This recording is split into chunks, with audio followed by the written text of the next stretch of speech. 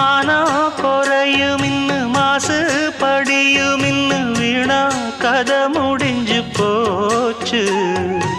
ஈசான மூலையில லேசான பள்ளி சத்தம் மாமன் பேர சொல்லி பேசுது. ஆறாத சோகந்தன்ன தீராம சேர்த்து வச்சு ஊரும் சேர்ந்து என்ன ஏசுது.